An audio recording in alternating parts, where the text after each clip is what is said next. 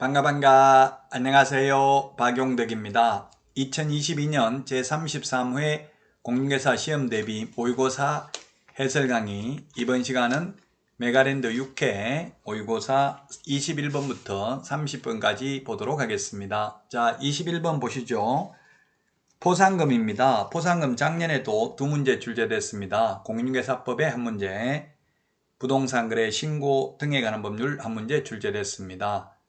자, 기억은 이중 등록은 포상금 지급 대상이 아닙니다. 우리 암기 프린트 28번 무부양 광시공시 7가지인데 이중 등록은 포상금 지급 대상 아니고요. 그 다음에 니은 거짓 부정한 방법으로 등록한 경우에는 포상금 지급 대상인데요. 기소유예했으니까 포상금 받을 수 있네요. 예, 요건 포상금 50만원이 되겠습니다. 값. 자, 그 다음에 디귿은 포상금 배분 방법에 관하여 합의 없이 7대3으로 하였고요. 합의를 7대3으로 했고, 공동으로 자격증을 다른 사람에게 대의한 시를 신고하였다. 검사가 시를 공소 제기하였다. 시는 무죄 판결받았다. 예, 무죄 판결받아도 포상금 나옵니다. 그러면 갑의 경우 갑이 7대3 70% 받기로 했으니까 5, 7, 35 35만원이네요. 을은 15만원이 되겠죠. 지금 갑이 받는 금액이니까요. 자, 그 다음에 리얼, 디귿 다 했네요. 리얼은 뭐 볼 필요도 없고, 그럼 답은 갑 85만원이네. 85만원. 을은 15만원이고요. 지금 갑에 대한 문제니까 85만원 3번이 정답이 되겠습니다. 3번. 자, 다음 문제 볼까요? 자, 다음 문제 22번 문제 보겠습니다. 자격 취소 처분에 대해서 틀린 것입니다. 1번 취소 세계는 7일 이내 반납하죠. 11X네요. 자격 취소, 등록 취소, 매수 신청 드린 등록 취소 모두 7일 이내 반납입니다. 우리 암기 프린트 39번에 3번부터 5번까지 있고요. 거래정보사업자 지정 취소는 취소라도 반납하지 않습니다. 자, 그 다음에 2번 분실 등의 사유로 인하여 자격증을 반납할 수 없는 자는 자격증 반납 대신에 그 이유를 기재한 사유서를 시도의사에게 제출하면 되고요. 3번 자격증을 교부한 시도의사와 사무소 소재지 관할 시도의사가 서로 다른 경우에는 자격증을 교부한 시도지사가 자격취소 처분을 해야 된다. 예, 전부 교부한 시도의사고요. 뿌린 자가 거두리라 저는 이렇게 말했고요. 청문과 의견 진술 기회만 사무소 관할 시도지사입니다. 4번 자격 취소 처분을 한 시도이사는 5일 이내에 이를 국토부 장관에게 보고하고 다른 시도이사에게 통지해야 됩니다. 5일이라는 숫자는 공인중개사법에는 오직 여기 한번 나옵니다. 부동산 거래 신고 등에 관한 법률에서 이행강제금을 부과했는데 이행하면 새로운 이행강제금 부과는 즉시 중지하고 이미 부과된 것은 징수해야 된다. 아, 그게 아니네요. 토지거래 허가구역 지정 공고하면 5일 후에 효력이 발생하죠. 그게 5일 한 번 더 나옵니다. 자, 5번입니다. 자격 취소되고 나면 3년간 다시 공인중개사 될 수 없습니다. 자격 취소 3년. 시험도 못 보죠. 자격 취소되고 3년간은. 자, 다음은 23번 문제 한번 볼까요? 23번 절대적 취소입니다. 기억 업무정지기간 중에 업무하면 절대적 취소 맞네요. 업무정지기간 중에 업무한 경우. 니은 자격 정지 처분받은 소속 공개사로 하여금 업무하게 한 경우 절대적 취소 사유고요. 디귿에 최근 1년 이내에 공인중개사법 위반하여 2회 이상 업무정지 처분을 받고 다시 업무정지 사유에 해당하는 경우 등록을 취소해야 됩니다. 우리 암기 프린터는 16번 해부결의 소양 없이 이렇게 했죠. 자, 그 다음에 리얼, 미음은 금쟁이네요. 금쟁이는 임의적 취소입니다. 금쟁이는 임의적 취소. 그래서 1번이 정답이 되겠습니다. 1번이 정답이 되겠고요. 다음은 24번입니다. 가태료 부과 대상자와 금액, 부과기관을 바르게 연결한 것입니다. 1번 거래대금 지급증명자료 제출하지 않는 경우에는 500만원 이하의 가태료가 아니라 3천만원 이하의 가태료고요. 국토부 장관이 아니라 신고관청입니다. 부동산 거래 신고 등에 관한 법률에 대한 과태료는 무조건 신고 관청만 과태료 부과합니다. 공인중개사법에서는 협회, 거래정보사업자, 정보통신 서비스 제공자는 국토부 장관, 그 다음에 연수교육받지 않거나 자격증 위반 납은 시도의사가 부과합니다만은 부동산 거래 신고 등에 관한 법률은 100% 신고 관청만 과태료를 부과합니다. 그래서 틀렸고 2번 개업공개사로 하여금 거짓으로 신고하도록 요구한 자 500만원 이하의 과태료를 신고관청이 부과합니다. 맞습니다. 3번은 등록증 게시하지 않는 경우 100만원 이하의 과태료 맞고요. 등록관청이 부과합니다. 국토부 장관 X. 공제사업 운용 실적을 공시하지 않는 경우 500만원 이하의 과태료, 협회는 무조건 국토부 장관이죠. 시도의사 X. 5개 강부문에 성명을 표기하지 않는 경우 100만원 이하의 과태료를 등록관청이 부과합니다. 따라서 2번이 정답이 되겠네요. 다음 문제 볼까요? 자, 25번 문제 보도록 하겠습니다. 1년 이하의 징역이나 1000만원 이하의 벌금에 해당하는 것입니다. 기억, 왕따 시키는 거네요. 이거 왕따 시키는 거. 단체 구성은 2회 의자와 공동중개 제한하면 3년 이하의 징역이나 3천만원 이하의 벌금입니다.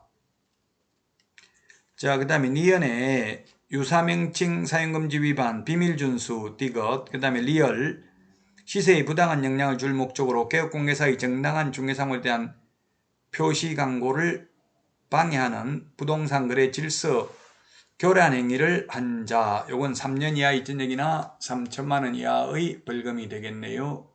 자, 그리고 미음, 중개상물 매매를 업으로 하는 경우 1년에 1000만원, 1년 이하의 징역이나 1000만원 이하의 벌금입니다. 따라서 1년 이하의 징역이나 1000만원 이하의 벌금 3개네요. 3번이 답입니다. 니은, 디귿, 미음 3개가 1년 이하의 징역이나 1000만원 이하의 벌금이 되겠습니다. 자, 그러면 다음 문제 보겠습니다.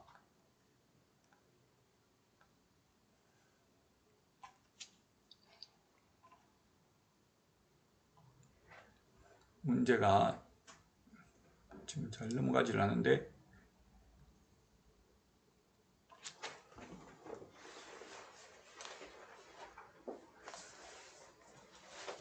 죄송합니다. 잠깐만 기다려주세요. 지금 화면이 이제 나왔네요. 자, 25번까지 봤고요. 다음은 26번 문제.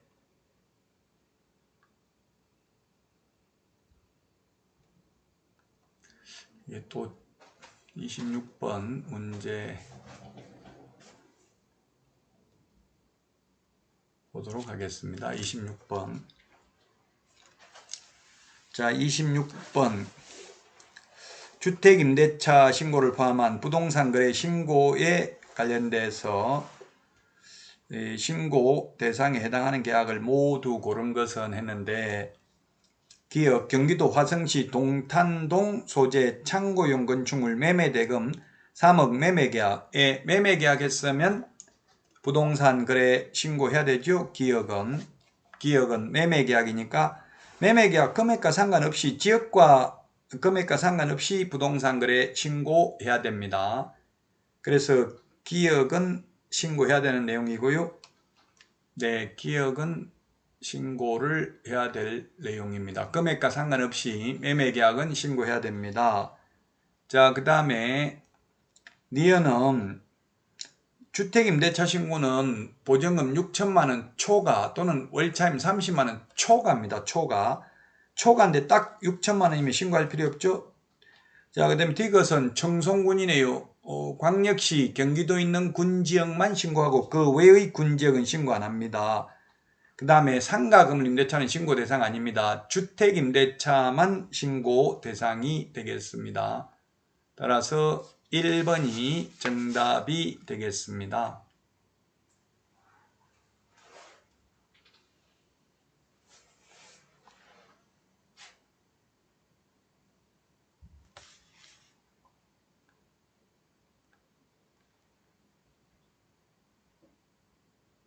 자, 다음은 27번 문제입니다. 부동산 거래 신고 등에 관한 법률 옳은 것입니다. 1번 중개거래인 경우에는 반드시 개업공인중개사가 신고해야 됩니다. 거래 당사자는 신고 의무 없고요. 그 다음에 2번 승여계약이나 교환계약은 신고하지 않고요. 매매계약만 신고합니다. 3번 검정체계 구축 운영은 국토부 장관이기 때문에 X고요. 자, 그 다음에 4번은 전자계약 시스템. 전자계약서 작성하면 따로 부동산거래 신고서 제출할 필요 없고 해제 신고서 제출할 필요도 없고 그 다음에 확정일자 받을 필요도 없습니다. 그리고 종이계약서, 종이확인설명서 출력해서 보존할 의무도 없습니다. 5번 신고 필증을 받은 경우 부동산 등기특별조치법상 금인을 받은 것으로 봅니다. 토지거래 허가받아도 금인받은 것으로 보죠. 그리고 토지거래 허가받으면 농지취득자익증명도 받은 것으로 봅니다. 그러나 토지거래 허가받았다 하더라도 부동산 거래 신고는 해야 되고 농지취득자익증명 받았다 하더라도 부동산 거래 신고는 해야 됩니다. 자, 28번 부동산 거래 계약 신고서 서식 작성에 대해서 틀린 것입니다. 1번 부동산 거래 계약 신고서의 제출, 전자문서 제외는 해당 거래계약을 중개한 개업공개사의 위임을 받은 소속공개사가 대행할 수 있다. 전자문서는 대행 못한다는 이야기죠. 전자문서는 안 되고요. 소속공개사가 대행할 수 있고 소속공개사가 대행할 때는 소속공개사 신분증만 가지고 가면 됩니다. 2번 거래 당사자가 외국인인 경우 매수 용도를 기재할 필요가 없다 했는데 외국인인 경우 국적 매수 용도를 기재하여야 합니다. 그래서 2번이 틀린 정답이 되겠습니다. 이거는 부동산 거래 신고서 서식, 시행규칙 별지 1호 서식을 보셔야 되겠습니다. 자, 그 다음에 3번 계약 대상 면적란에는 실제 거래 면적을 계산하여 적되 건축물 면적은 집합 건물의 경우에는 전용 면적을, 그 외의 경우 연면적을 적습니다. 3번 물건별 거래가격란에는 둘 이상의 부동산을 함께 거래하는 경우 각각의 부동산별 거래가격을 적습니다. 그리고 5번 거래 당사자가 다수인 경우 매수인 또는 매도인의 주소란에 각자의 거래 지분 비율을 표시하여야 합니다. 자, 그래서 2번이 정답이 되겠습니다.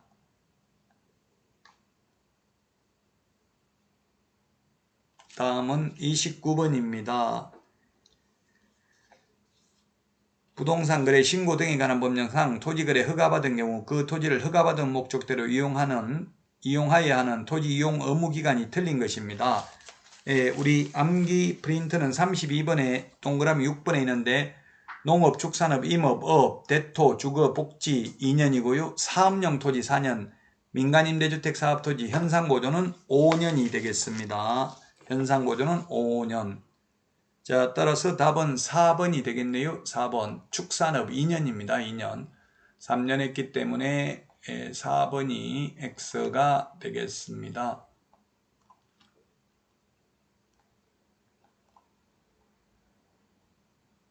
자, 다음은 30번 문제입니다. 30번 문제. 부동산 거래 신고 등에 관한 법령상 토지거래 허가제도와 관련하여 선매 절차에 대한 내용인데 가로 안에 들어갈 내용으로 바르게 나열한 것입니다. 선매 제도에 대해서 바르게 나열한 것인데, 자, 첫 번째 시장군수구청장은 토지거래계약 허가 신청이 있는 경우에는 그 신청이 있는 날로부터 1개월 이내에 선매자를 지정하여 토지 소유자에게 알려야 되며 선매자는 지정 통지받은 날로부터 1개월 이내에 선매 협의를 끝내야 됩니다. 1개월입니다. 둘 다 1개월이죠. 1개월이고요. 그 다음에 선매자로 지정된 자는 지정 통지를 받은 날로부터 15일 이내에 선매 협의를 착수해야 됩니다. 그리고 지정 통지를 받은 날로부터 1개월 이내에 선매협의조서를 허가관청에 제출해야 됩니다. 선매협의조서를 제출하는 자는 선매협의가 이루어진 경우에 하나여 거래계약서 사본을 첨부하여야 한다. 따라서 정답은 3번이 되겠습니다.